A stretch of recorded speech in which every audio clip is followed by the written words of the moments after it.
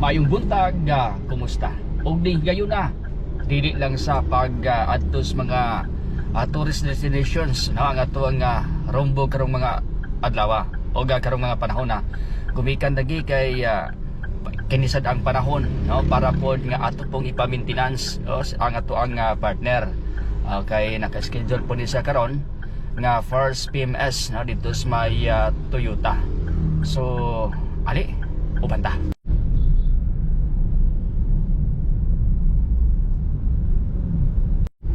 Mao gini no ang senaryo dining dapitas uptown basta gani between alas 7 to alas 8. Ingani ganda nga medyo buhol-buhol gyud no ang traffic, although pasalamat lugar ta karon kay medyo moving, no, pero nay mga adlaw gyud nga grabe kahinay, labi na og tingkla sila karong adlaw, no, Biyernes man. Sumuni ang senaryo po. Og karon na ta dinhi no tungod sa may Manresa. Og nakastapa no ang traffic light, no, naka red light pa busa hulat-hulat sa taog pila ka minutos o segundos. Og karon expected gyud pod lagi, no, basta between 7 to 8 traffic gyud, no. Actually nagunong na ang mga sakyanan karong mga panahon na wala na lihok. Ang mga motor hinoon laos-laos sila, pero ang kining pasaka kung gikan ka dito sa downtown pasaka ka, you know, laos-laos man pud sila. No, ang traffic lang gyud ang kining panaog. So munang ang uban, no, nga labi na alas 8 ang duty, kinahanglan gyud sila before 7, no, mo gikan na. Kay kun ganing abtan na sila ng orasa, panigurado na anagi magbagot-bot kay basin madidaksyon na po sila o basin mamimuhan pa silang mga agalon. Pero sige lang, no, kita kay natay schedule alas 8, no, sa buntag ang atong PMS, but advance pa po ni gamay ni atong oras og siguro sayo ra po kayog alas 8 bitam untok mo abot dito sa Toyota, no. Pero sige lang, at least di man gyud ingana pud kadugay ang pag-stop nos mga sakyanan.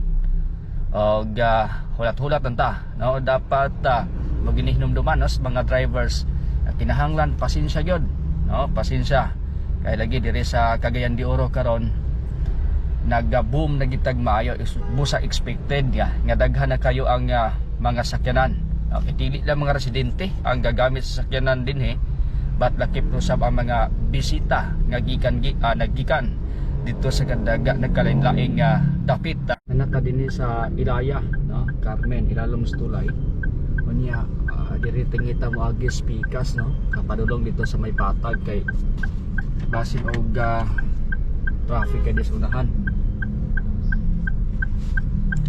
Kita miagi, no, kay kung dito ta sa highway basin og grabe ka traffic dito din pulupod ka traffic light ang atong malabyan.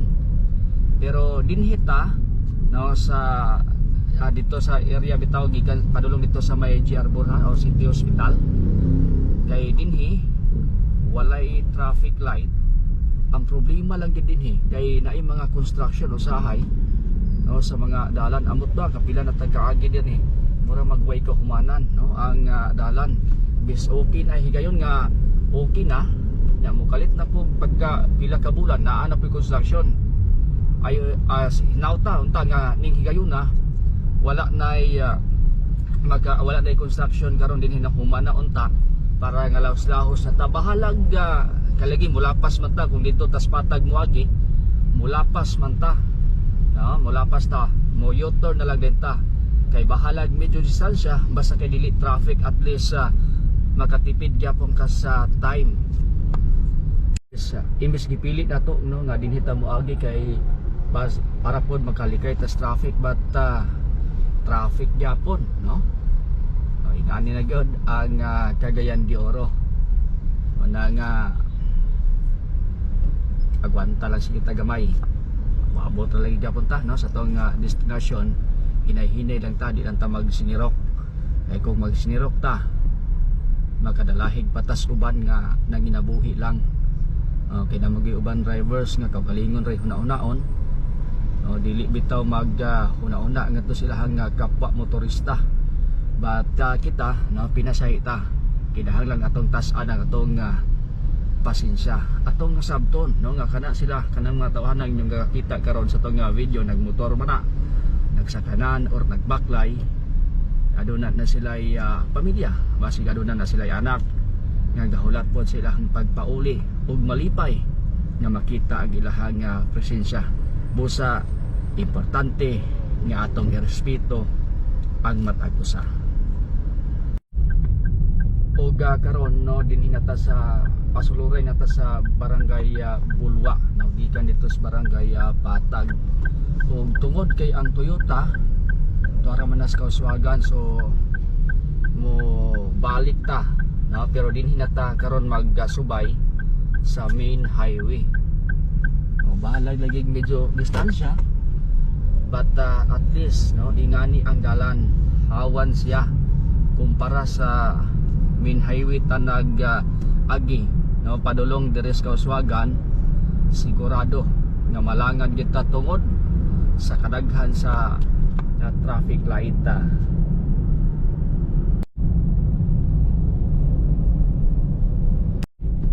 Og karon gamay na lang gid maabot na ta sa Toyota. Actually nana ang Toyota, pero muuna mo dito sila sa tasunahan gamay. Okay, bawal magod muli ko dito narang Toyota inyong makita. So lahos sa ta sa unahan mangita taga pwede ta maka U-turn. Okay, tara, so U-turn ta diri. Niabot na kita diri sulod sa Toyota nya sumala pa sa Garda, diretso lang daw ta.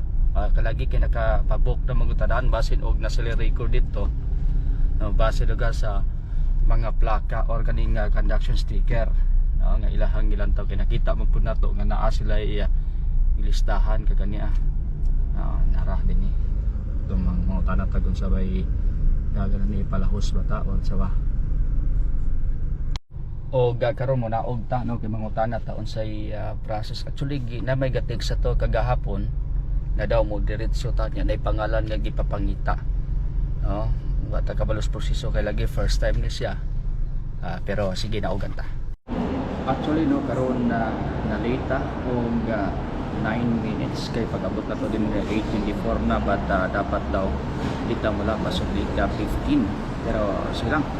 Okay ra way problema kay anda mapunta maghulat o naanan na sa tanong nga maghulat kay lagi nagtuo magunta nga every time nga naay mga disadvantage nga mahitabo sa itong kinabuhi na anay rason o sa hulat-hulat na lang ta.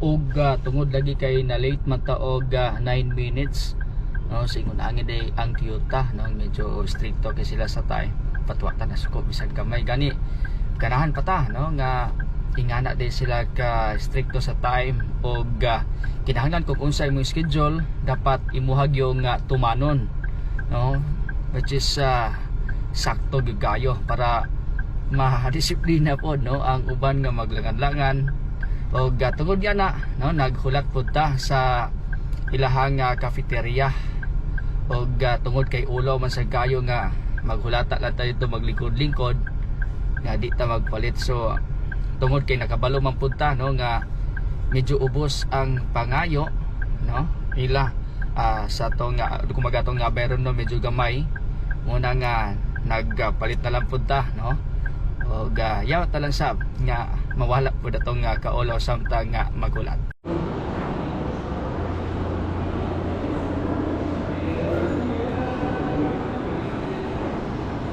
Og salamat humana na gyud na humana ang first PMS ato ang partner og nara ang atong sukli sa 4,000 pesos na to, 6 pesos na lang ang sukli, pero sige lang at least nga kumbati gyapon.